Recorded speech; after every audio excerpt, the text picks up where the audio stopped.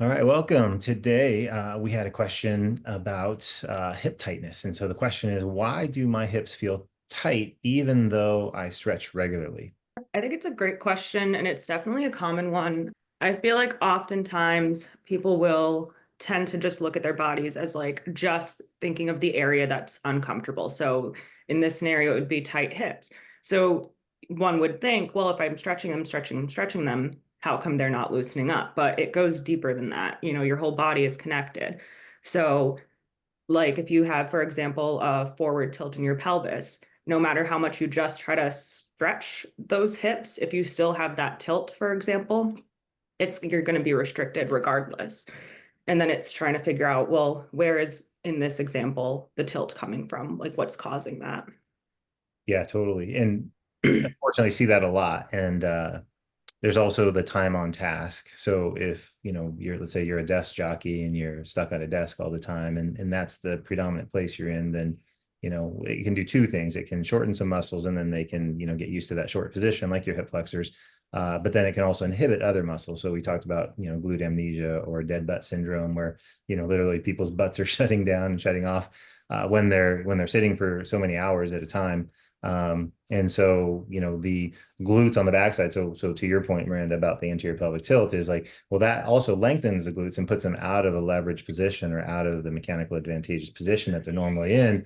And then it puts the hip flexors into a short position where, it gives them a chance to actually grab and hold. And so now we're in this imbalance and then we're stuck there. So when we consider something like that, then that can take us another route too. So again, time on task is another component of this also that leads to postural imbalances that and it also reinforces it when we have not so great ones. Yeah, and it's like thinking I was just using the anterior pelvic tilt like as an example. Just if your hips are tilted forward, it's like yes, the muscles are long and short in certain areas, but it's also just locked up. It doesn't have the freedom ability to move through that full range because it's limited by the positioning of the hips. So a client I have was talking about he feels like his steps are short, and that's something that his partner has noticed that when he's walking that his steps are really short even though he's so tall. Why doesn't he have these long strides? And his hips are locked in that position that it does limit him, that he's only able to take his steps at a certain length because he's stuck in that position. Yeah, in a lot of runners, they go after the big movers like the hamstrings and the calves and their hip flexors, and so they'll stretch those out. But the question is, why are they tight in the first place, right? Mm-hmm. Mhm. So that's something that we miss. So a lot of people have tight hip flexors, but that doesn't mean that they are active or that they're strong or Mhm. functional for that matter. So if we're just stretching the tight muscles, it's like, oh, well, those hamstrings might actually be trying to protect you. So again, back to that example of, an anterior pelvic tilt, or even if someone's in a posterior pelvic tilt, those hamstrings can actually grab on to try to get leverage at the pelvis to try to like hold on so that you're not damaging your back. Mhm. Which, too many people are using their back instead of their hip to extend.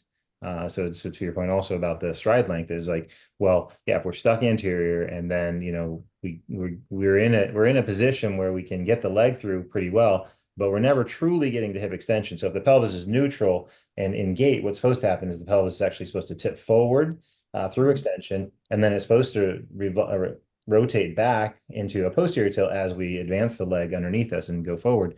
And so if that's not happening and we're just stuck here, then it's like we're just pounding in that back area. And that hamstring is now in the, again, mechanical advantage position to do the job for us, but the glute is totally out of position to do it. Mhm. Unless we're going uphill or going upstairs or doing something else. And it's like, well, that glute's completely shut down. And so the glute is the antagonist of the hip flexor. And so if we're not able to get the glute, well, the hip flexor again just wins in terms of that, tug of war. It's like, well, these guys are just short and they're just hanging on, and the glute and is unable to do its job. But that's just one example too. So you have like, I think to Miranda's point also is like, where is that really coming from? So let's say you had an ankle that doesn't properly dorsiflex. It doesn't, the toes don't come back towards the shin properly. Well, that means that you could actually push off sooner than you're supposed to. And then the hip is never actually going through. And so you're not actually like elongating the muscles and shortening them like you're supposed to. So you're just staying in that short range, which is just reinforcing that tightness. So the front and back sides are getting tighter. It's like an endless cycle if you're not getting to that root cause. Mhm. Yeah, exactly. What should people be cueing into instead of just the tight hips? Oh, well, I mean, I like using the step back test just in general when I have clients that have tight hips. And I would say 9 out of 10 times, those clients, probably even, well, probably like 10 out of 10 times, instead of getting that full extension, which I feel like goes back to even when we were talking about like foot positioning earlier, instead of that back foot, when the hip tries to extend, kind of just staying neutral, I see a lot of like external rotation or like eversion of the foot. And that's usually when clients are like, oh, this feels fine. And I'm like, I want you to look down at your feet. And because they think they're totally straight. And then once we kind of, just during the testing, this isn't a solution, but just when I ask them to adjust the foot, all of a sudden they're like, whoa, because that's when they can tell like how limited their hip is. So that's a pattern that I see quite often. Yeah, and then the compensation runs through the body, or like you said before, it might be coming from somewhere else. Mm-hmm. I'll Example. see the upper body try to rotate or offset as an example. So it's not always just glutes, even though they are a big part of it. But I feel like there are definitely some spinal issues as well that can translate down to the hips. Yeah. I actually just did that test with someone earlier, and it was, oh, step back, stand here. And it was with her on the screen, it was on Zoom. And I said, do you see where your belly button is pointing? She's like, yeah, my belly button is pointing there. And I asked her, well, how about your shoulders? Do you feel if it's one shoulder in front? And then she was like, oh, yeah, my left shoulder is also like pulled to the front. She's like, why is that? And it was just that hip positioning. And it was, okay, try to straighten your feet. And when she tried to straighten, that's when her body just started to follow and twist and rotate with it. And it only happened on one side. When it was the other side, everything was pretty square and forward. So I was like, okay, it's that hip that's kind of locked up that's translating all through the rest of your body where it's all connected together. So it might be a hip issue, but why is it that when we correct your hips or try to correct it, then why is your body twisting and turning like in reaction to it? So is it top bottom or is it bottom top? Yeah, Yeah. yeah, totally. Yeah. Nowadays, like where there's so many people that the upper body is the driver because we're sedentary and because we, sit on our glutes on our butts, and don't do a whole lot with them versus our ancestors that just had to walk everywhere and even migrating and moving around. So we just don't use it as much. So it's definitely a use it or lose it.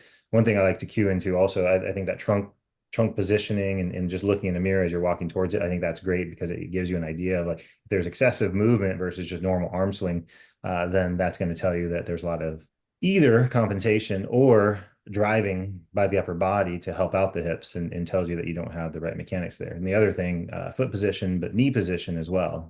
So if the knee cap, the patella is not pointing straight ahead as you're walking and it kind of like flares out or stays out or caves in a lot, then it's going to tell you that, well, yeah, my hip is going to have to be doing a lot of tightness. And for people with, let's say, arthritic hips, for example, their groin just gets tight and tight and tight. And a lot of times it's because those muscles are just trying to like hang on, because the hip is not rotating in the socket like it's supposed to. And so in the way we look at that is, yeah, we have to look at the whole body for sure, and then upper body involvement, thoracic extension, thoracic, rotation that we need to take out. But then it's also like getting the pelvis to move, and then it's also getting that femur to sit properly so that we're using the right muscles in the hip, because otherwise the same muscles that aren't actually supposed to be used for gait are doing the primary job. So the adductors become hip flexors, which they're not supposed to be, and some of the other muscles just get shut off, and then like the lateral glute muscles, the back of the glute and all that stuff just gets tight and just like hangs on. It's like you're taking a string and just winding it, winding it, winding it. So as you're walking, it's getting wound up rather than what should be happening is actually should be releasing, and stretching and extending and going through like normal fluid movement. And, that's how our bodies oxygenate and provide nutrients to the area, is by contraction and relaxing of the muscles versus just this, like, again, that just winding up and then just feels like it's tighter and tighter. It's all connected together. So it might be a hip